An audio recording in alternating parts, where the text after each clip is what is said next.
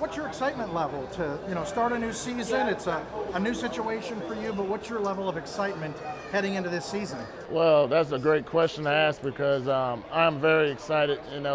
One, it's a new chapter in my life and my baseball career as a coach, and this is my starting block.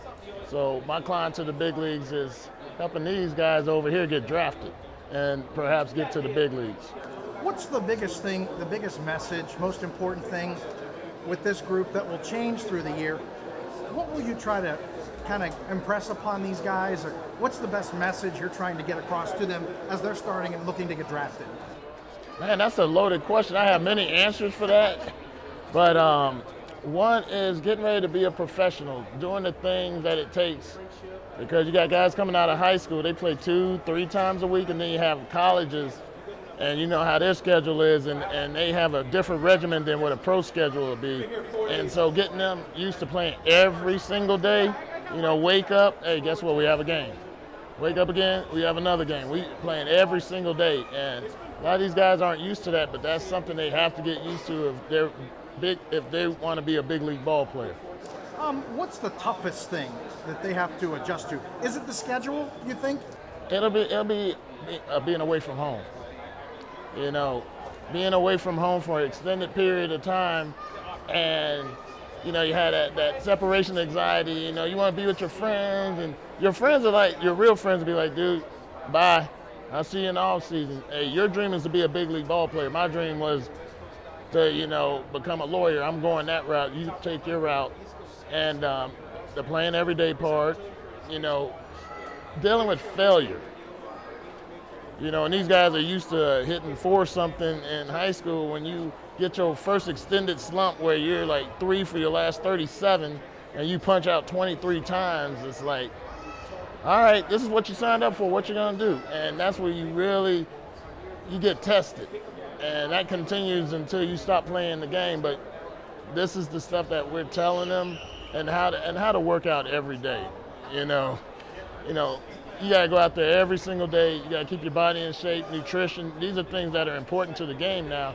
And I also mentioned the mental health. That is about as big as anything that you have out there, because back in the day when they said that you're weak-minded and stuff, it's like you're not weak-minded. It's like you gotta handle certain situations. So all of these things in a nutshell, including social media. So you asked that question, I'll give you as many answers as I can. Perfect. You had a really successful big league career. Now with social media and YouTube and all that stuff, they can go back and they can find your highlights and find all the great things that you did and all the success you had on the field. What's that been like for you? Because obviously you had a great deal of success, but now these guys are looking to you to kind of help pull that out of them, that kind of thing. Well, you know what? I've been trained for this. I've been on the amateur side of baseball for the last 11, 12 years. Doing stuff with MLB, with the Hank Aaron Invitational Breakthrough Series, doing stuff with Perfect Game, USA Baseball. I was a high school head coach for 3 years. So I really had my hand in the cookie jar as far as the amateurs are concerned, getting to that next level. And for the high school guys, the next level is college. And, the things that you have to do, these guys here, they're going pro. And so to have that pro frame of mind is, you got to show up every single day. You got to be a good teammate.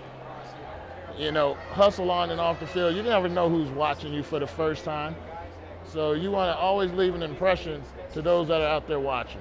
Do you have aspirations of being on a big league staff or managing a big league team at some point down the road? Oh, definitely. This is my starting point right here.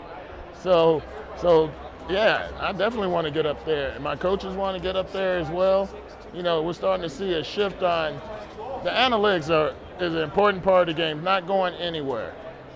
But the simple eye test, when you have experience, you can't beat experience.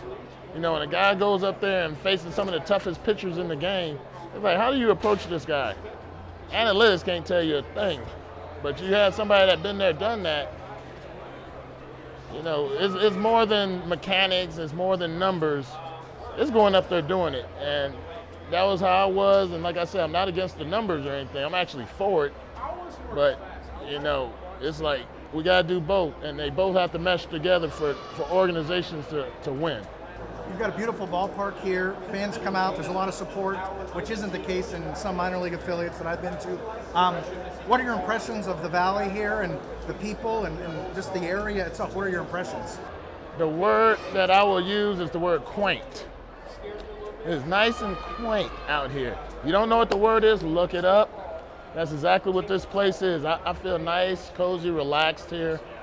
So I'm here to do my job, enjoy some of the food and fishing that you have here, and hopefully make an impression on you people.